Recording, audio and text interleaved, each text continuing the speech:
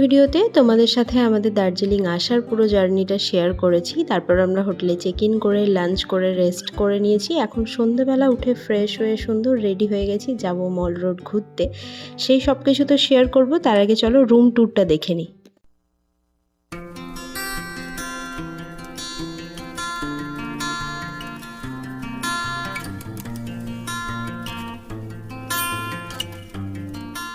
তো এটা হচ্ছে আমাদের প্রথম রুম। এই যে সুন্দর ঢুকেই একটা কমফোর্টেবল বেড ছিল এখানে, আর তার এই পাশে হচ্ছে একটা টিভি ইউনিট। আর এই টিভি ইউনিটের সামনেই তোমরা প্রথমে দেখেছো একটা ড্রেসিং ইউনিটও আছে, যেটা আমি এই ভিডিওতে নিতে ভুলে গেছি। এখানে আমাদের লাগেজগুলো রাখা আছে, আর এখানে চা কফি টুকটাক যে সমস্ত জিনিসপত্রগুলো থাকে সেগুলো আছে। আর এই দিকে একটা বড় জানলা আছে, কিন্তু এটা দিয়ে খুব একটা সেরকম কোনো ভিউ নেই। তবে এই রুমটার সব থেকে প্লাস পয়েন্ট হচ্ছে এই ব্যালকনিটা। এই ব্যালকনিটা খুলে তুমি যখনই গিয়ে ব্যালকনিতে দাঁড়াবে, তুমি খুব সুন্দর একটা রোড ভিউ পাবে। আর তার থেকেও বড় কথা, ওই যে দূরে পাহাড় দেখতে পাওয়া যাচ্ছে, কিন্তু আজকে যেহেতু মেঘ আছে খুব একটা ক্লিয়ার ভিজিবিলিটি নয়। তবে কপাল ভালো থাকলে ভোর ভোর উঠে তুমি এই ব্যালকনি থেকেই সুন্দর কাঞ্চনজঙ্ঘা দর্শনও করতে পারো।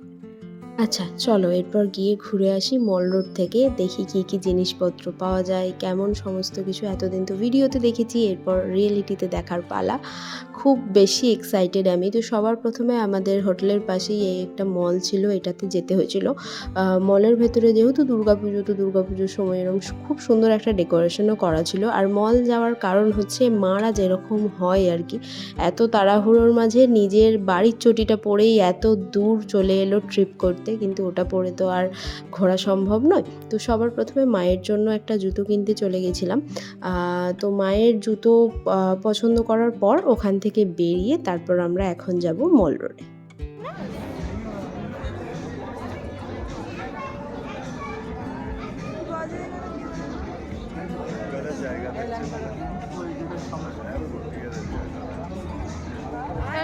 এই ঠান্ডার মধ্যে এক কাপ গরম গরম কফি কিংবা গরম গরম চা না হলে হয় বলো? তাহলে ঠান্ডাটা কি করে কাটাবো?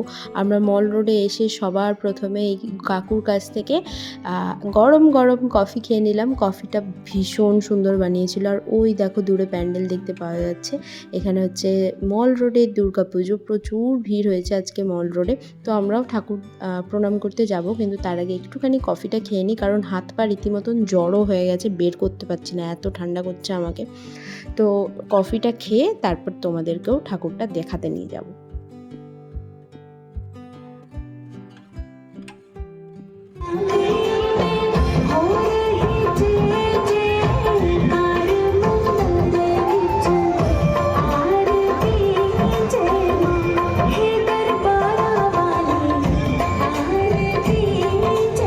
সন্ধেবেলা এখন আমরা মল রোডে বসে আছি। মল রোডের কি দোকানটার নাম? Tasty byte.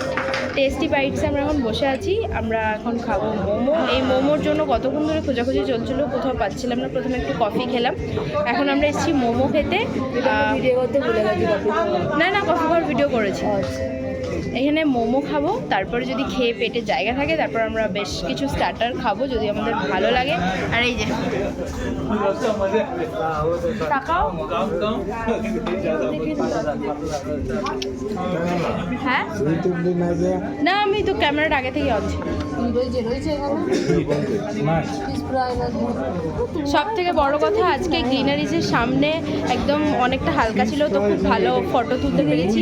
আর এই কোটটা আমার কবে থেকে কেনা আছে যে দার্জিলিং এসে ফটো তুলবো বলে, ফাইনালি সেটাও পূরণ হয়েছে। তো এখন ফিশ ফ্রাই রুহু, এখন আমরা মোমো অলরেডি অর্ডার দিয়ে দিয়েছি, সেগুলো আসবে। আমি সমস্ত কিছু টুকটুক করে ক্লিপিংস নেওয়ার চেষ্টা করছি, জানি না ভিডিওটা কত বড় হবে, তবে সব কিছু ছোটো ছোটো করে তোমাদের সাথে শেয়ার করার চেষ্টা করছি। মোমোটা আসুক তারপরে তোমাদেরকে দেখাচ্ছি। আমাদের সবার চিকেন মোমো চলে এসছে, আর এদিকে মায়ের হাফ প্লেট ভেজ মোমো। মায়ের মোমো খুব একটা পছন্দ না, বাট দার্জিলিং এসছে মোমো ট্রাই করবে না এমন তো হতেই পারে না। চলো স্টার্ট করা যাবে।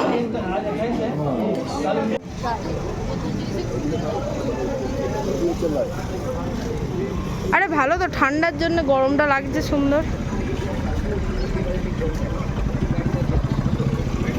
তো গুড মর্নিং এভরিওয়ান। কালকে রাতে মল রোড থেকে ঘুরে আসার পর আর সেরকম কোনো ক্লিপিংস নেওয়া হয়নি। তারপর আমরা হোটেলে এসে ডিনার করেছিলাম, তারপর সবাই মিলে বসে জমিয়ে গল্প করেছিলাম, ব্যাস দ্যাটস ইট। তারপরে ঘুমিয়ে পড়েছিলাম। আজকে সকাল সকাল উঠেছিলাম, কিন্তু মেঘ ছিল তো কাঞ্চনজঙ্ঘার দেখা তো পাইনি। তারপর এখন সকালবেলা উঠে এই যে সুন্দর দূরে পাহাড় দেখতে পাচ্ছি। আর আজকে সপ্তমী, সকলকে জানাই সপ্তমীর অনেক অনেক শুভেচ্ছা।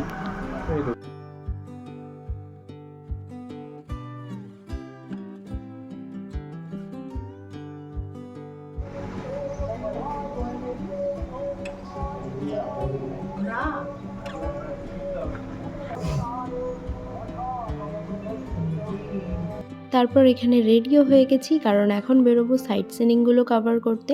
আর একটু সকাল সকালই বেরোতে হচ্ছে, তো হোটেলের ব্রেকফাস্ট তো এখনও স্টার্ট হয়নি। আমরা বাইরে কোথা থেকে গিয়ে একটা খেয়ে নেবো, আর এই সমস্ত কিছু তোমাদের সাথে থাকছে নেক্সট ব্লগে।